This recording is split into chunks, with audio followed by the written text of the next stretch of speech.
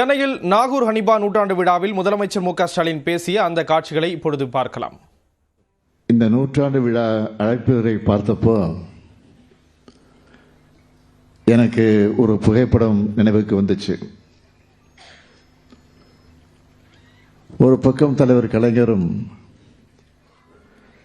இன்னொரு பக்கம் இனமான பேராசிரியரும் இருக்க,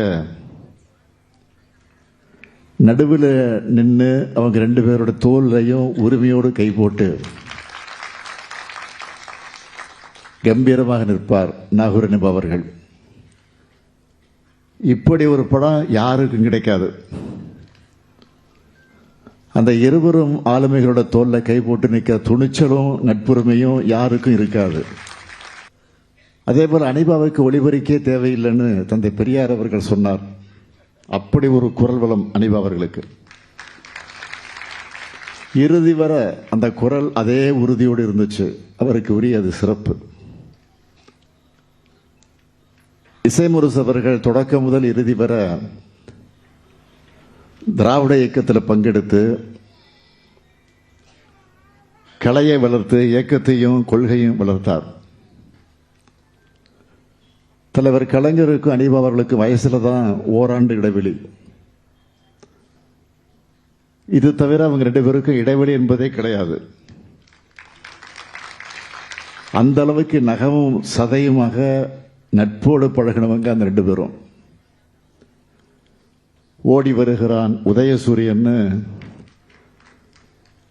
ஹனிபா அவருடைய குரல் ஒலிக்காத கழகத்தோட நிகழ்ச்சிகள் தொடங்கினதே கிடையாது. கள்ளக்குடி கொண்ட கருணாநிதி வாழ்கவே, மக்கள் உள்ளம் குடிகொண்ட உண்மை தலைவர் வாழ்கவேன்னு பட்டி தொட்டியெல்லாம் கொண்டு போய் சேர்த்தார். ஹனிபா அவருடைய குரல் தான். கழகத்தோட வளர்ச்சிக்கு ஹனிபா அவருடைய குரல் துணை நின்றுச்சு.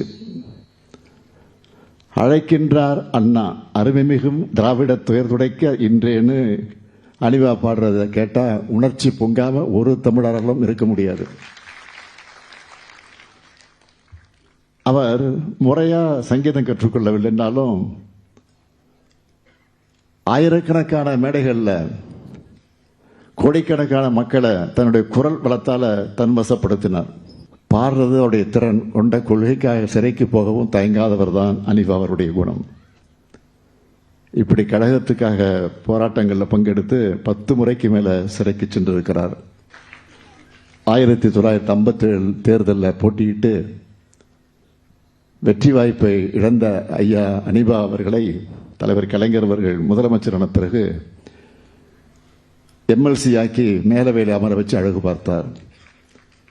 கலைமாமணி விருது கொடுத்தார். வக்வாரிய தலைவராக நியமித்தார். ஒரு முறை ஹனிபா அவர்கள் என்ன சொன்னார்னா, கழக நிகழ்ச்சிகளுக்கு கலைஞர் எங்கிட்ட தேதி கூட கேட்காம என்னுடைய இசை கச்சேரியை வச்சிடுவார். ஏன்னா நான் கச்சேரிக்காரன் கிடையாது, கட்சிக்காரன்னு சொன்னார். ஐயா நாகூர் ஹனிபா போல் இன்னும் ஏராளமான திராவிட முன்னேற்ற கழகத்தை வலுப்படுத்த வரணும்.